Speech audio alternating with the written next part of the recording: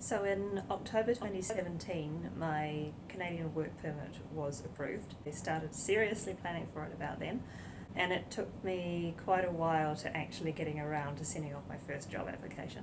When you think about it, a CV is a very personal document, and it definitely makes me a little bit uncomfortable sometimes to be, sharing that much detailed personal information with someone I've never met. Most of the time you don't even know the name of the person who's going to be reading it. So it's definitely a little bit daunting in that regard. But then on the flip side, there's the other fear that, well, what if they do actually contact me and I'm not ready for this? What if they contact me and they offer me something within a few days and it all starts happening too fast and I can't cope? It's those kind of opposite fears are constantly trading off against each other. But in the end, you'll never be 100% ready. It is a big thing to be doing, to sending out job applications remotely to a location where you're not physically present. Maybe you've been there before, maybe you haven't. And even if it's a business that you are vaguely familiar with or that you've done research on, there's a lot of unknowns out there, and it is going to be scary. But you've just got to take the plunge and do it, because if you keep on waiting until you're 100% ready, you'll never do it, because that doesn't exist. In the end, I took the plunge, and I found that once I'd done the first one, it suddenly became a whole lot easier.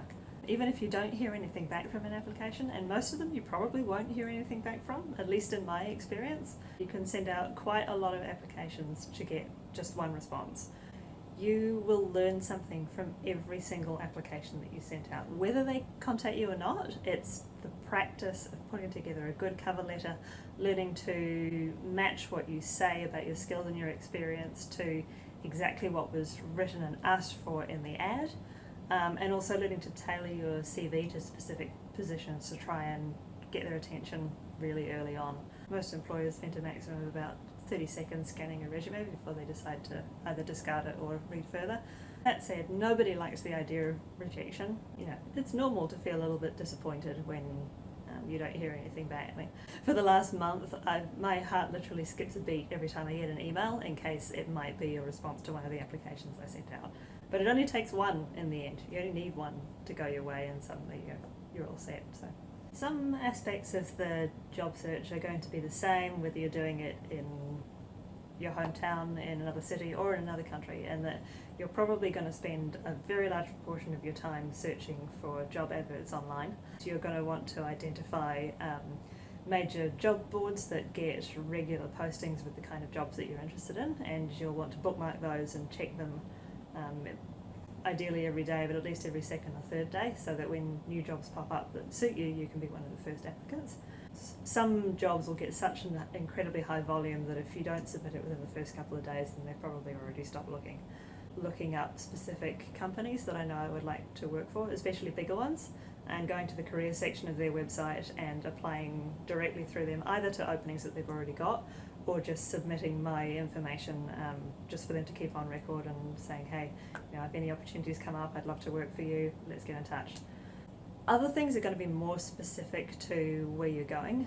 In my case, I'm moving to Canada from New Zealand, and so the way things are done are going to be slightly different in terms of the etiquette, and the format of things like CVs and cover letters can be different in another country. So I went and I researched what the standard CV format is in Canada, how I should structure things, what kind of information they would expect me to include, what things I should avoid including. And I actually found that it was very different from what we would normally do here in New Zealand. So if you are moving to another country, I definitely recommend that you do a similar sort of research and make sure that you're structuring your CV and cover letter the way a local would. When I browse job openings online, I can't help but get really, really excited by a lot of what I read. I'll come up with one probably at least a couple of times a week where I read it and I think, wow, that sounds so cool, I can do this, I'd love to try that, it sounds different, it sounds fun, it sounds engaging, and I know I'll learn from it. And it's only natural to be really disappointed if it then doesn't come through. But there's something that you've got to remember when you're doing it remotely, is that from an employer's perspective, they are usually very busy people, and they are going to, obviously they want what's best for the business, but they also don't want it to take up too much of their time and resources to find someone that they want to hire. So they're going to choose the path of least resistance a lot of time, and that is going to mean interviewing somebody who is right there, can start immediately, and already matches all the skills that they want. So when you're applying remotely, I mean, you might have all the skills, you might even be the best candidate, but unless they are absolutely blown away by you, they're always going to be tempted to give preference to somebody who is right there and able to start immediately. And I think that's the problem I'm experiencing at the moment, is that really I'm applying a long way in advance because I'm not going for another 2.5 months, and most employers do want someone who can start yesterday, basically. I'm not really expecting to get too many responses until much, much nearer my actual moving date. Hopefully when it's like a couple of weeks away, I'll start hearing a lot more, at least I certainly hope so. Do not underestimate the amount of time that you will have to spend to send out well-crafted job applications. I've got a little bit quicker about it now that I've got several templates set up and I don't have to make as many adjustments, but my first few, they took 3 or 4 hours each.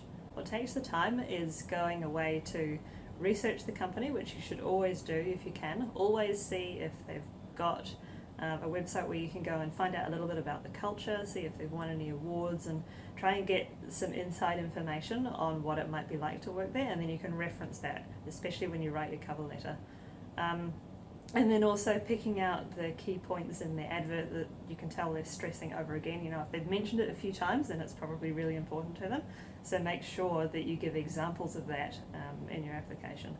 And you've got to proofread everything over and over again because you don't want any mistakes. Make sure you allow plenty of time and don't try and do too many at once.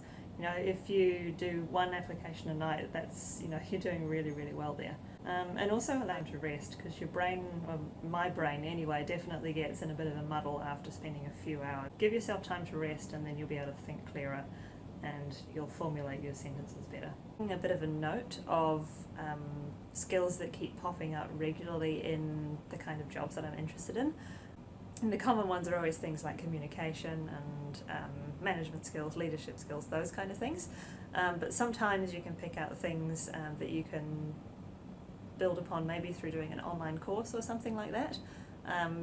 And then you can add a little line in your CV that says you've done some self-directed online learning or something like that on a topic that you know is going to be relevant to your employer. I've been doing a bit of that through Udemy, and that's something that I'll cover in another video.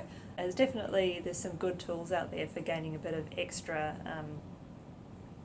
job knowledge without spending a fortune on education. You know, I just counted it up. I currently have 9 different copies of my CV, depending on what kind of job I'm applying for. And I keep making more. Every time I do it, there's something else that I think of to add or to take out or to change because I've got some new details or I've figured out what my address is going to be, or there's just so many copies and each one has a slightly different file name.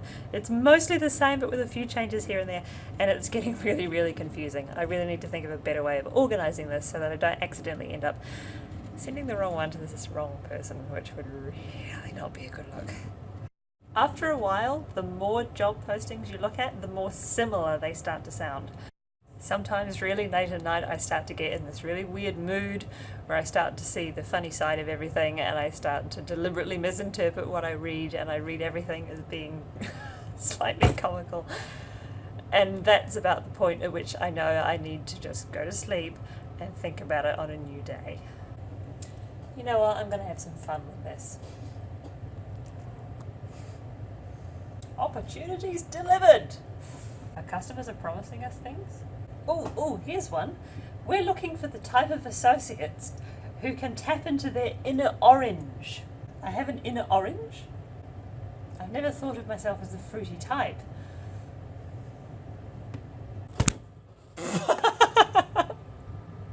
Thank you very much for watching my Preparing to Move series. If you liked this video, please give it a like and make sure to subscribe for more, and I will see you very soon.